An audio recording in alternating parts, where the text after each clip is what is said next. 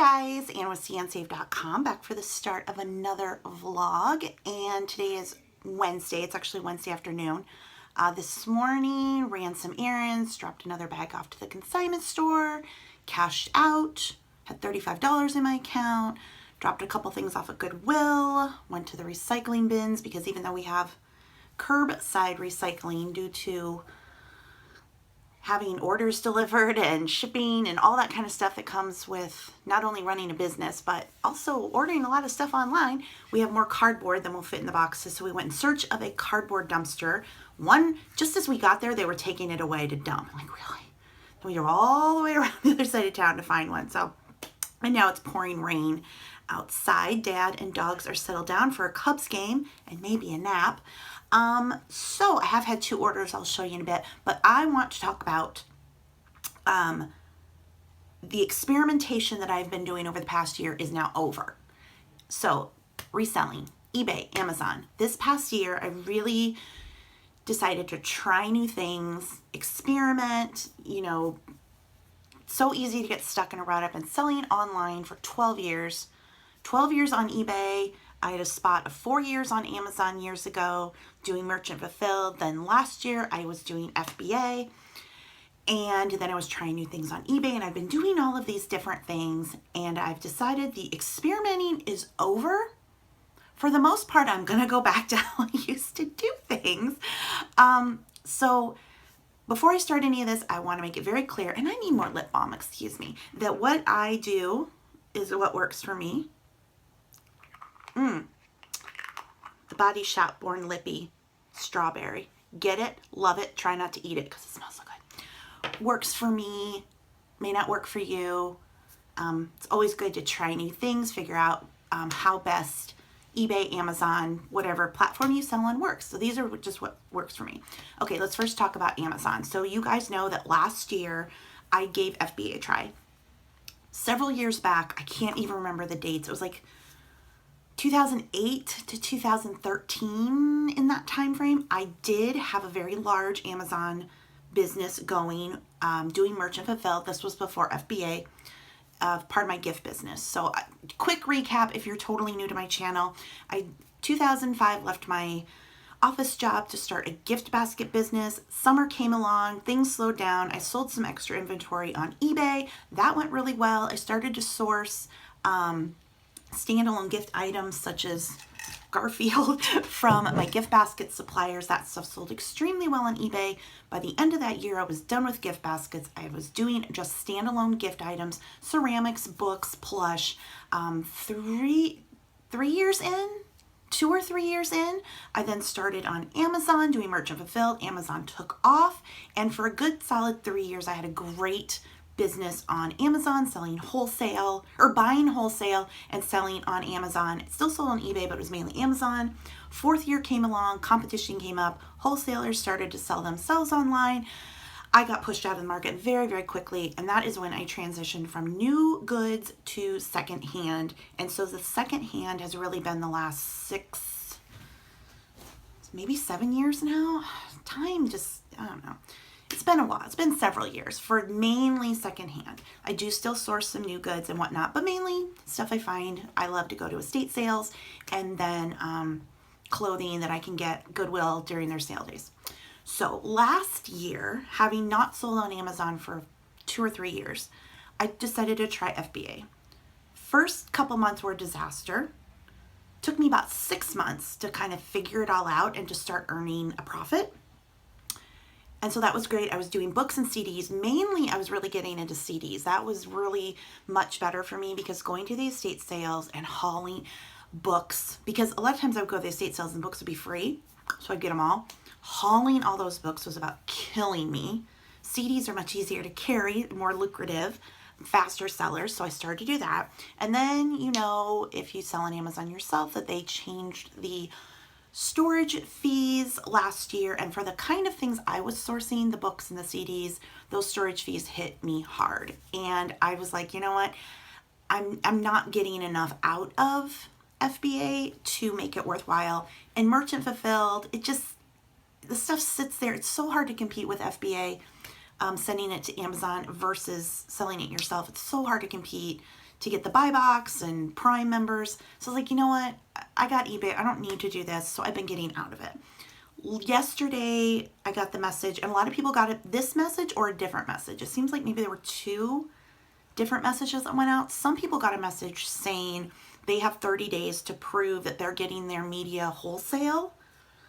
I got the message that said I'm not selling enough in the media category to sell certain items. It didn't tell me what those certain items were. It said those certain items have now been pulled. I don't see anything that's been pulled. For me, it didn't matter anyway. I'm getting out of it. I'm now in the process of just having my remaining inventory, about 500 CDs, just have them dispose of it, which I know they're going to send to liquidators and sell it off. I don't care. I could have it sent back to me and sell at the consignment store. The difference is to have an item shipped back is about 50 cents an item. To have an item destroyed or they salvage, whatever, is 15 cents, and I have 500 items. The consignment store usually only charges $1.89 for a CD, and I get 40% of that. So when all is said and done, I just don't feel it's worth it to have them sent back so I can just haul them to the consignment store.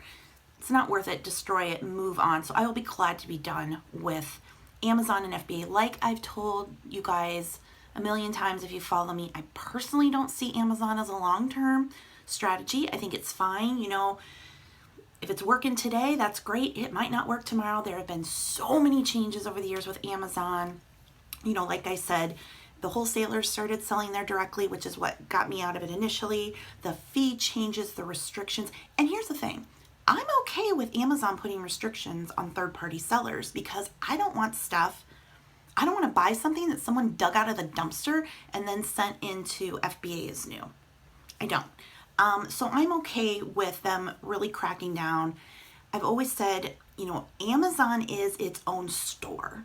You're never going to be able to compete with Amazon because they are going to see what you're selling. They're looking at what's successful. They're going to figure out a way they can sell it themselves, kick the third-party seller out.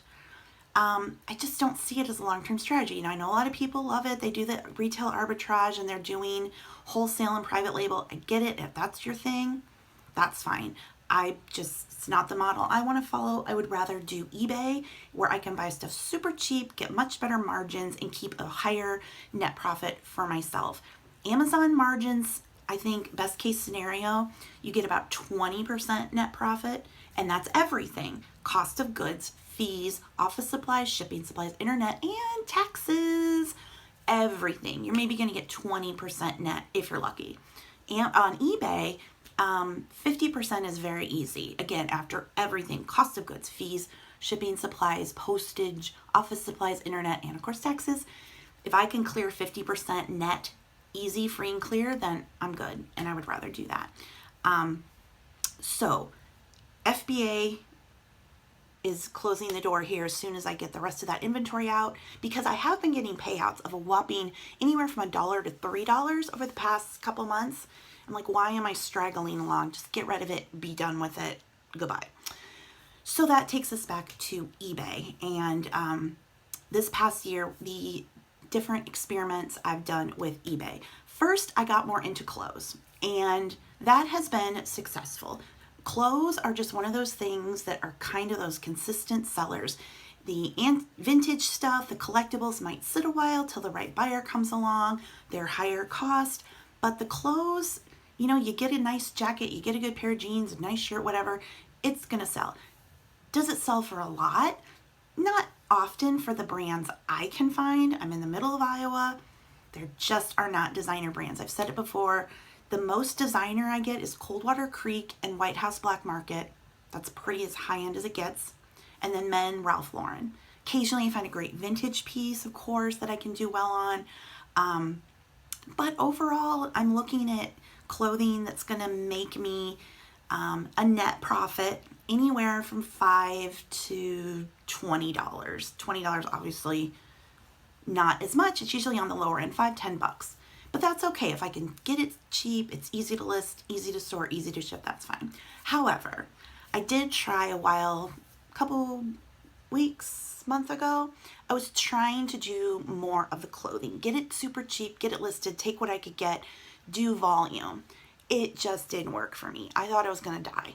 The amount of work it takes to do that is a lot. And I think clothing sellers who do that will admit it's a lot of work. It was too much for me. I couldn't do it. I was doing so much work. The profits were so low that at the end of the day, I wasn't any farther ahead than I was if I just held out, focused on higher priced quality clothing and just let it sit until it would sell. So yeah, that's what I'm going back to with the clothes. In fact, Goodwill is having their half off sale tomorrow, and I don't even know that I'm going to go. I might. But first of all, I have a doctor's appointment. I had thought I would originally go maybe to another city to their Goodwill, but I have a doctor's appointment in the morning, which then on top of all my other work is going to make it really hard for me to get time away, especially to go to another city. So we'll see. But if I don't make it, I really don't care. The thing with clothing is that clothing is always available. Don't always find the great vintage stuff, don't always find the collectibles, but any day of the week, any day of the year, you can find a thrift store and you can get clothes. So this summer, especially when I can really focus on hard goods, vintage, I'm not going to be worrying about sourcing more clothing, because when those sales start to dry up as the weather gets colder, clothes are going to be there. Like I always say, there's more than enough in America to be resold. Between garage sales, church sales, estate sales, moving sales, thrift stores, people giving stuff away, there's an endless supply of clothes. So if you miss one sale, it's not going to kill you. If I don't go to this Goodwill sale or any Goodwill sales in the next few months, I can go again later. There's still going to have stores full of clothing. So going to kind of scale back on just like the cheaper stuff. Of course, I say that, but then if I find it cheap, I get it. But not worrying so much about getting a big volume of clothing, but go back to just focusing on the quality of clothing. And again, for me, that's different than what a lot of other people can get. If I ever find a Lululemon, I might pass out, because I did find that they have a store in Iowa City and in Des Moines, but I don't get to those places rarely. So, but I suppose if I ever did, it'd be nice to check out the thrift stores in those areas to see if they have it. But the chance of anyone in my city paying $100 for leggings is slim to none. Even people who can afford it, I'm like, yeah, right. So there's my position with clothing. Then about how I'm listing things. So for years, probably 11 years, I did 30-day listings. They would end, and then I would do a sell similar, another 30 days. So the item would be registered as a new product on eBay, get a new item number. eBay would recognize it as new. And that's how I always did it. It's how I always believed to do it. And then I start listening to people who do the list it and forget it, list it and forget it. And I started to list it and forget it, or try to forget it, because it's in my basement and I can see it. And I just have not found that that works. For me, I definitely feel sales are slower when I try to list it and forget it. So I am going back to 30-day listings on most items, except items that are multiple quantity, because when those items end, I have to then go down, find them in my inventory, count how many I have to do the sell similar, because if one or two sold during the previous month, it will revert back to the original quantity I had. So let's say I had 10 of something and 2 sold, and it ended. If I went to do a sell similar, it would revert back to 10. So I have to catch it. I've done that before. I've messed up. So that stuff will stay good till canceled. Those are my lower cost items, $5 profit stuff that I use more for traffic. I get it super cheap. It's multiple quantity. I have stock photos. They're good search terms, good brand names, Disney, different toys and things that I have. So that stuff's fine to do, good till canceled if it's a multiple quantity. The thing that's helping with that too is I have some things that aren't multiple quantity of the new stuff. Those I'm doing 30 days so that when those end, they get relisted. So somebody might come and find that new item, and it might lead them to the other items that are listed good till canceled. So kind of working it that way. But yeah, anything that I'm now listing, I'm doing 30 days. Then when it ends, unless it has a ton of watchers, I'll just do sell similar, and it gets a new item number. eBay sees it as new, and I have a brand new listing. So there's that. Then the final thing is shipping. This past year, I started experimenting with free shipping. Now, prior to this, I had always done buyer paid shipping using the calculated shipping feature. I weigh the item, what it's going to be when it ships. The buyer pays based on their zip code and the weight of the package. And then I started trying to add in shipping, and I have not seen one bit of difference. I actually feel in some ways that it hurts me, because if you have an item that maybe should only go for $9.99, but it's 2 pounds, you got to build in the shipping, you're going to have to list it at $20 to cover that. It comes up to the buyer like, why would I pay $20 for that? Buyers can look at an item and be like, okay, I paid $10 for that. The shipping's extra, but they tend to look at just the price that I feel they do. So doing the free shipping has not worked. I am going back to charging buyers shipping, except for some of those new multi-quantity items that are super, super lightweight, like 3 ounces. They're low cost anyway. Putting the free shipping does help move them a bit. And so those can stay. Again, they're kind of advertising for me. Easy to list, easy to store, easy to ship. And they bring traffic to the store. But for clothing, collectibles, all that kind of stuff, I'm going back to charging shipping, especially on the clothing. I've tried free shipping on clothing, and I don't see any difference whatsoever. I think for people who do well on that, they're sourcing a ton of clothing, they have a ton in their store, and they're very aggressive with their pricing. Free shipping, best offer, it's all about volume. And that's fine. That can work, absolutely. It just doesn't work for me. It's too much. I don't want to work that much. I don't want to say work smarter, not harder, because it's always going to be hard work. But I don't want to work myself to the bone to where I'm so stressed out and exhausted that I can't do anything else. I want to have a life. I want to go back to making sure that I'm really sticking to like part-time hours. I was going to try to eke up to like a solid part-time eBay, like 20 hours a week on eBay. Some weeks I get there, but other weeks I just can't. I have other work to do. I have my home, family to take care of, and it just, for me, is very difficult because I like to sleep. Like, I guess if you don't sleep, you don't need to, but I need my sleep. I need like 10 hours sleep a night. So this working all day long doesn't work for me. So those, I think, wrap up the changes, which is basically I'm going back to the way I always did things before.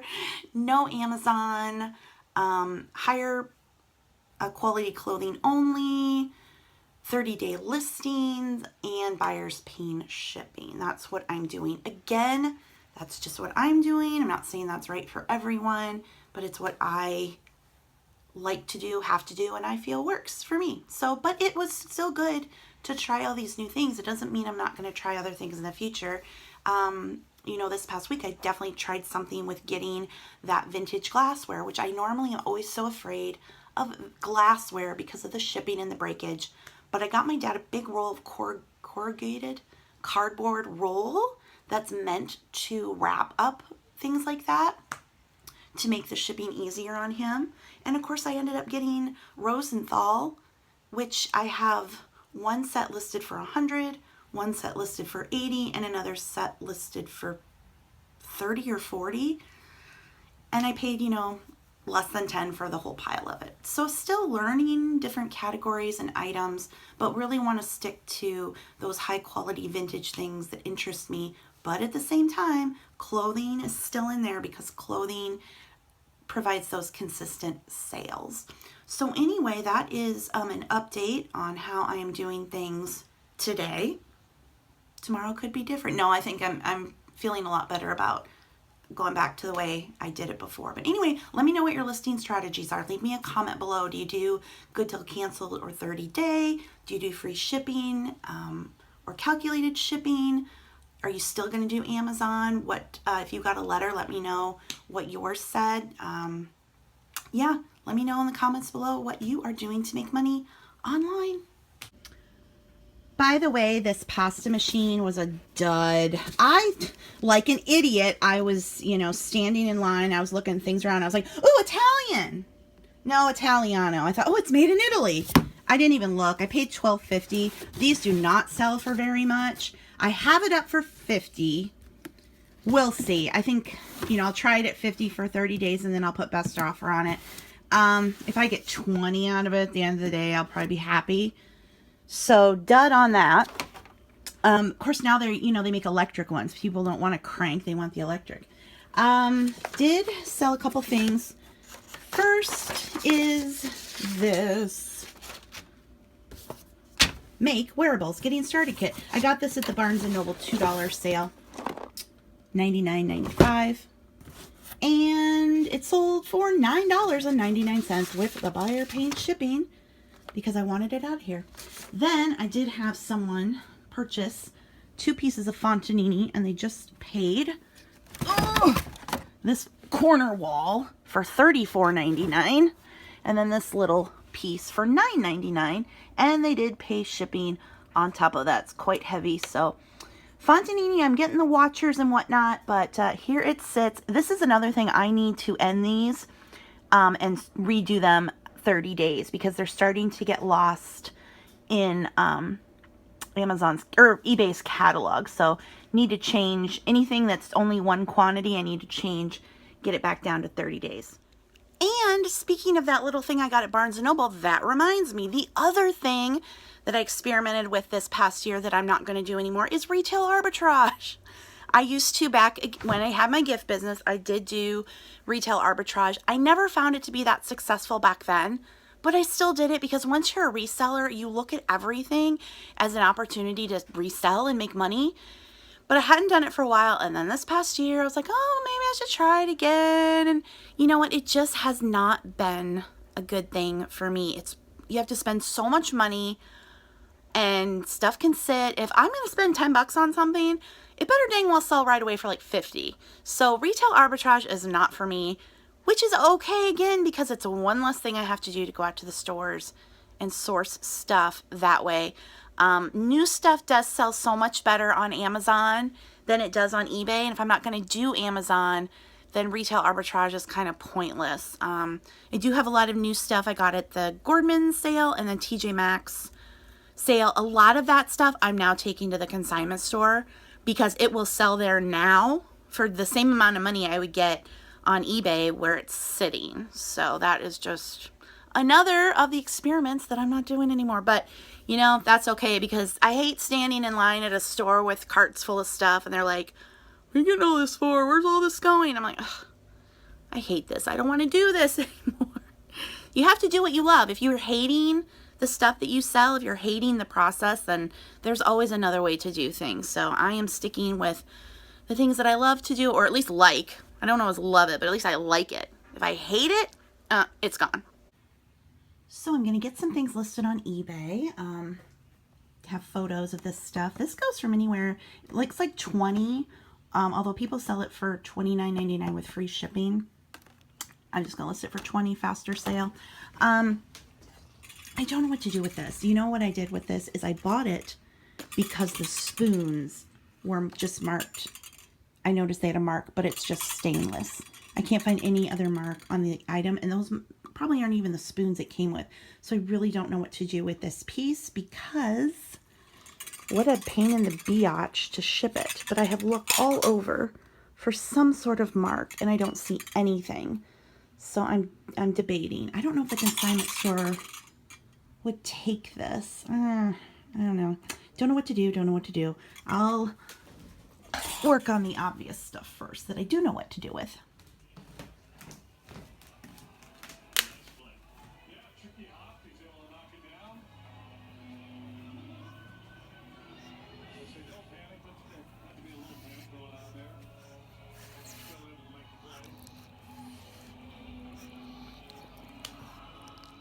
So just had 2 eBay sales come through. Sold 2 Essie polishes, $8.99 with free shipping. What I've done with the polishes is I used to have multiple quantity up, but I've taken that down. So now I just have one set available at a time. I feel like it creates more urgency because like, oh, that's the only one. So one sells, then I relist it. Kind of a pain because I got to keep track of my quantities, but I have these up here in my office so I can do it easily that way. And I have about a bazillion of them, so it's not like I'm probably going to miscount on those. Then these beaters. This was off the Hamilton Beach stand mixer that I got at the church sale for $5, and I sold just the beaters for $39.95 with the buyer paid shipping. I would have asked more, except this one is missing the tippy top rubber tip thing, bobber, whatever, on one side, and it does have a little rust to it, but still sold really quickly. You know, parting out appliances is great money. I just am always either in a position where I'm thinking, do I really want to haul that thing home? Or sometimes at the estate sales, even on half off day, that stuff is more money than I want to spend. But in this church sale case, it was only $5. It was still a biatch to haul it out of there, which is the pain in the butt part of it. But $5 into 40.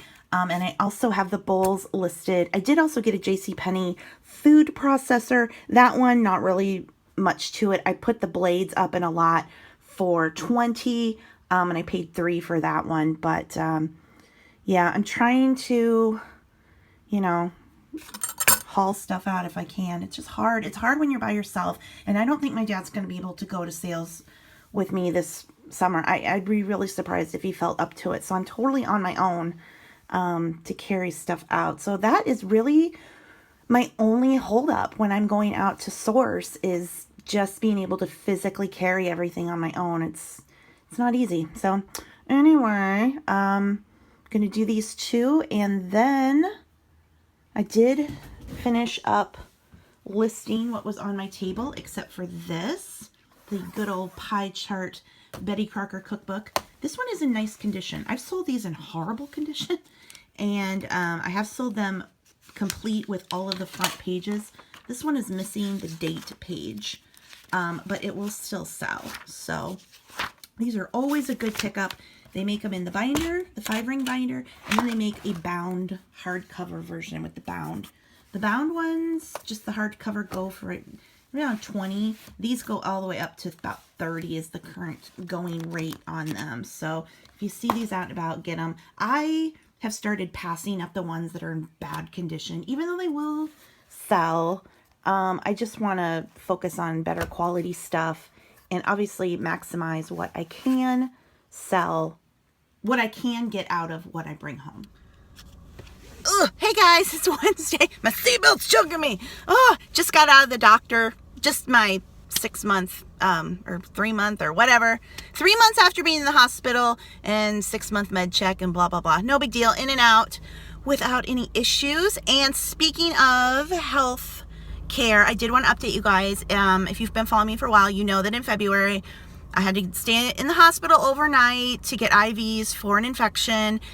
And that was because I have a wonky blood disorder where I don't really have an immune system. So my hematologist, blood doctor, wanted me in the hospital to get started on IVs. Well, then my insurance rejected it. I had to give up my private insurance last year, Wellmark, because my premiums were going to $575 a month. Thank you, Affordable Health Care. Because of all the subsidies and everything, they were raising prices. So then I had to go on the exchange and get affordable health care through Aetna, which is some mega corporation. Okay, fine. Well, of course, the first time I go in for medical care, they deny it. They're like, why were you in the hospital? You didn't need me. So I appealed it, and the main part of my appeal was pre-existing condition. And I got the letter back the other day. Okay, because of your pre-existing condition, we'll cover it. So that was the key word. So there's the one good thing about the Health Care Act, is the pre-existing condition stuff. However, Aetna, because of the rising costs, is now pulling out of Iowa and a lot of other states. So I don't know if I'll be able to stay on them, or if I'm going to get kicked off, or I'm going to have to find something else. But whatever your opinions are of politics, I am speaking to you as someone, as a real person who actually has to go out and buy my own health insurance. I don't have it through a company. I'm someone who has a moderate level of medical care. I'm not super sick, but I do go, a few times a year, and I am willing to pay for my health care. I have no problem. I used to pay, $300-400 a month, but once it got to almost $600, there's just no way. And I just want to have a affordable, reasonably affordable again, I know I'm going to pay for it. I'll pay up a little bit to stay where I'm going to get the services I needed. That's fine, but something that's reasonable. And I just hope that, I don't know what they're going to do. They just never should have messed with it in the first place.